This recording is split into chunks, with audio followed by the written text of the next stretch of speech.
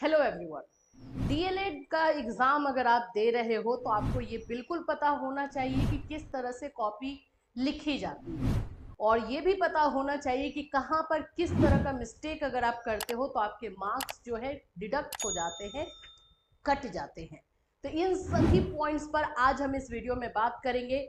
हम बात करने वाले हैं यूपी डीएलएड का एग्जामिनेशन होने वाला है जून में, उसी से रिलेटेड कि आप लोगों को कॉपी लिखनी कैसी है, किन किन पॉइंट्स पर आपको ध्यान देना है और कौन कौन सी चीजें आपको बिल्कुल नहीं करनी है।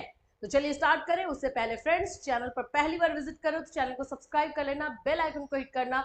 यहाँ पर आप लोगों को यूपी डीएलएड का फ्री क्लासेस दिया जाएगा और साथ ही साथ आप लोग को मटेरियल भी प्रोवाइड किया जाएगा, और इसके साथ जो इन्फॉर्मेशन होंगे, जो नॉलेज होगा आप लोगों के लिए कि एग्जामिनेशन कैसे देना है, तैयारी कैसे करनी है, ये सारी चीजें जो है हम यहाँ पर करने वाले हैं और मिलकर करने वाले हैं, इसलिए हमारे साथ जरूर जुड़िएगा। चलिए, यूपी डीएलएड की कॉपी कैसे लिखे। सबसे पहली जो चीज हो जाती है, टाइम नोट करो। कितना टाइम है भाई आपके पास? 2 घंटे का टाइम है। यहाँ पर अगर आप देखोगे तो मैंने फर्स्ट सेमेस्टर का जो है क्वेश्चन पेपर लिया है आप ही लोगों का, और यहाँ पर बाल विकास, चाइल्ड डेवलपमेंट जो होता है वो वाला क्वेश्चन मैंने उठाया है। ठीक है, इसमें क्या पैटर्न क्या रहता है आप लोगों का? शॉर्ट क्वेश्चन रहता है, वेरी शॉर्ट रहता है, यानी कि अति लघु उत्तरीय रहता है, और उसके बाद जो है आप लोगों का एक ऑब्जेक्टिव रहता है। ठीक है, ऑब्जेक्टिव रहता है, वेरी शॉर्ट रहता है, और उसके बाद एक शॉर्ट रहता है। यही पैटर्न है आप लोगों का। ठीक है, तो इस पैटर्न पर हमें अपने आप को ढाल लेना है। ऑब्जेक्टिव क्वेश्चन है, अगर आप लोग का शॉर्ट है, वेरी शॉर्ट है, 2 घंटे का हमारे पास टाइम है, हमें एकदम दिमाग को समझाना होगा कि हमें कैसे टाइम देना है। 15 क्वेश्चन ऑब्जेक्टिव रहेगा, एक एक नंबर का है। तो ऑब्जेक्टिव क्वेश्चन को लिखने का तरीका यहाँ पे ये होगा, जैसे कि आप लोग लिखोगे क्वेश्चन, ठीक है, 1। ज्यादा टाइम वेस्ट नहीं करोगे बाबू। क्वेश्चन 1 यहाँ पे लिख दिए, नीचे में आप आंसर लिख देंगे। आंसर क्या है? केंद्रीय प्रवृत्ति का मापक नहीं है। इसमें से पूछ रहा है कि कौन सा केंद्रीय प्रवृत्ति का मापक नहीं है। आपको कौन सा लग रहा है? प्रसार, मध्यमान, मध्यांक या बहुलक? आपको जो भी लग रहा है, मान लो कि 3 नंबर लग रहा है, 3 नंबर को यहाँ लिख दिए, सही भी मार दोगे, हो गया। बस यही करना है, और ज्यादा कुछ नहीं, ज्यादा टाइम वेस्ट ही नहीं करना है। क्वेश्चन नंबर 2 में आ जाते हैं।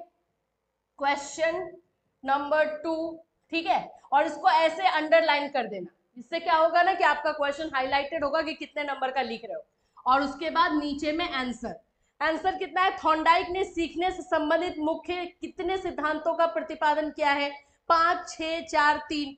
लर्निंग का जो है बताया है थॉर्नडाइक ने, कितना बताया है? मान लेते हैं कि आपका आंसर जो है ये है, चौथा नंबर का है। तो देखो, एक और काम कर सकते हो कि ये 4 है, 4 का 3 नंबर लिख करके आंसर कर दो, क्योंकि इसमें आप लोगों का कंफ्यूजन हो सकता है। देखो, यहाँ पर भी आप एक काम कर सकते हो, यहाँ पर भी आप 3 वाला को मार रहे हो टिक 3 में, और इसको आप जो है इस तरह से कर सकते हो, यहाँ लिख दो प्रसाद। एक वर्ड तो लिख ही सकते हो भाई, एक वर्ड लिखना भी पड़ेगा, ज्यादा सही भी है। तो आप इस तरह से जो है इसको कर सकते हैं। वर्ड लिख देंगे तो क्लियर रहेगा, कोई कंफ्यूजन नहीं होगा। ठीक है, तो इस तरह से आप लोग वेरी शॉर्ट वाला क्वेश्चन करोगे, सॉरी, ऑब्जेक्टिव क्वेश्चन इस तरह से आप लोग करोगे। ठीक है, अब आ जाते हैं हम लोग वेरी शॉर्ट में। वेरी शॉर्ट, अति लघु उत्तरीय। अति लघु उत्तरीय जो है आप लोग को 30 वर्ड में लिखना होता है। कितने? 30 शब्दों में लिखना होगा। 30 शब्दों का पहले आप लोगों को लिखना कैसे होगा ये समझ लो। इसमें भी मान लो कि क्वेश्चन नंबर 16 है, क्वेश्चन 16 आंसर ऐसे लिखोगे बड़े बड़े से, और इसको अंडरलाइन करोगे। अंडरलाइन करने का मतलब हाईलाइटेड, दैट मीन्स कि ये क्वेश्चन आपका हाईलाइटेड हो जाता है, इतने नंबर का कर रहे हैं। शिक्षक को बाल मनोविज्ञान का ज्ञान क्यों आवश्यक है? ठीक है, अब ये 30 नंबर में लिखना है। सबसे पहली बात कि ये वाला क्वेश्चन मैं बोलूंगी कि आप थोड़ा पॉइंट में लिखने का ट्राई करना।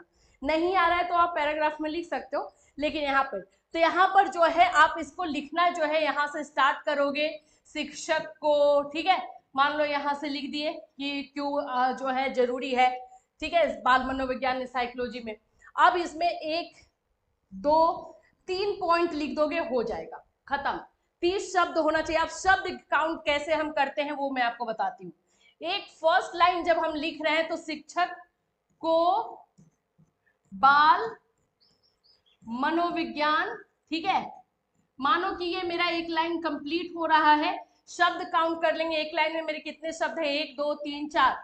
अब इसी को हम एक एवरेज लेके चलेंगे, 4 लाइन 5 लाइन लिख रहे हैं तो 4 को 5 से मल्टीप्लाई कर देंगे, 20 हो गया। तो 6 लाइन कर लेंगे, 24 हो गया। इस तरह से हम कर सकते हैं, लेकिन मैं 4 है, आप लोगों का 5 6 आ जाएगा इजीली। तो इसीलिए आप लोग को 3 लाइन से 4 लाइन में जो है ये 30 शब्द वाला करना है, ठीक है। और इसी तरह से लिख करके करना है ताकि टीचर को कोई कंफ्यूजन नहीं रहे कि आप कौन से क्वेश्चन का लिख रहे हो। क्वेश्चन नहीं लिखना है, क्वेश्चन लिखने में टाइम जाएगा 2 घंटे का। आ जाते हैं लघु उत्तरीय यानी शॉर्ट क्वेश्चन। इसमें आपको 50 शब्द लिखने होते हैं। शिक्षा में व्यक्तिगत भिन्नता के प्रभाव की विवेचना कीजिए। इसको तो 100% आपको पॉइंट में ही लिखना है, लेकिन इससे पहले मैं आपको एक चीज बताऊंगी। क्वेश्चन नंबर 31 आंसर या उत्तर जो भी आप लिखेंगे, ठीक है। अब यहाँ पे कुछ लोग बोलेंगे मैम आंसर लिख सकते हैं क्योंकि हिंदी में है। बिल्कुल लिख सकते हैं, हिंदी वाले को लिबर्टी रहती है, हिंदी और इंग्लिश लिख सकते हैं वो, ठीक है। अब यहाँ पे क्वेश्चन नंबर 31 शिक्षा में व्यक्तिगत भिन्नता, तो मैं यहाँ पर लिखूंगी शिक्षा में इंडिविजुअल डिफरेंसेस से क्वेश्चन है ये, ठीक है। व्यक्तिगत भिन्नता, ठीक है, के प्रभाव को पूछ रहा है कि प्रभाव की विवेक के प्रभाव निम्नलिखित है। मान लेते हैं हम यही लिखते हैं निम्नलिखित है। डायरेक्टली इसको पॉइंट में लिखने की कोशिश करना। पॉइंट में लिखने से टीचर के नजर में क्वेश्चन का आंसर अच्छे से आ जाता है। लेकिन उससे पहले मैं आपको बोलूंगी एक डायग्राम इसमें बना देना, फ्लो चार्ट बना देना। यहाँ पर निम्नलिखित लिख दिए हैं। अब इसी में हम लोग एक टेबल चार्ट जो है इस तरह से बना देंगे। कौन कौन से पॉइंट है बता देते हैं कि व्यक्तिगत भिन्नता का प्रभाव निम्नलिखित में से क्या क्या होता है। तो बच्चों की बुद्धि जो भी होता है, यहाँ पर पॉइंट में आप यहाँ पर लिख दोगे कि व्यक्तिगत भिन्नता का जो है प्रभाव कहाँ कहाँ पर होता है। ये चारों पॉइंट्स लिख दोगे और उसके बाद एक एक पॉइंट को आप एक्सप्लेन करोगे। तो इससे इजीली आपका जो है 7-8 लाइन चला जाएगा। इसको 7-8 लाइन में लिखना पड़ेगा, 50 शब्द में लिखना है। इसलिए शब्द काउंट करने का तरीका वही है, 1 2 3 4।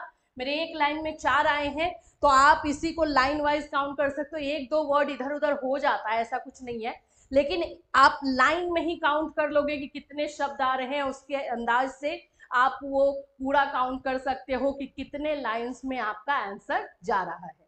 तो डीएलएड की कॉपी लिखते समय इन सभी चीजों को ध्यान देना है। फ्लो चार्ट आप लोग जो है शॉर्ट वाले में बना सकते हैं। शॉर्ट क्वेश्चन में आप लोग फ्लो चार्ट का यूज कर सकते हैं, जिससे टीचर को अट्रैक्टिव लगेगा आपका आंसर और मार्क्स आपको फुल एंड फुल मिलेंगे। डीएलएड में एक अच्छी बात यह होती है कि मार्क्स डिडक्ट कम होता है। ज्यादातर ऑब्जेक्टिव वेरी शॉर्ट और शॉर्ट क्वेश्चन होते हैं, इसलिए मार्क्स इसमें कम कटता है। तो आप चाहेंगे तो अच्छे से अच्छा मार्क्स यानी 50 में से जो है 45-46 तो बिल्कुल ला सकते हैं। 3-4 नंबर इधर उधर जा सकता है, लेकिन इतना जरूर आ सकता है। तो इन सभी चीजों को आपको फॉलो करना है। और कोई हेल्प हमसे चाहिए तो बिल्कुल आप हमें जो है कांटेक्ट कर सकते हैं। नंबर मैं आप लोगों को लिख देती हूँ, 7320019007 पर आप हमें व्हाट्सएप करके अपना जो भी प्रॉब्लम है, जो भी क्वेरी है, क्वेश्चन है, बिल्कुल शेयर कर सकते हैं या इस वीडियो में कमेंट कर सकते हैं। फिर मिलूंगी, टिल देन टेक केयर।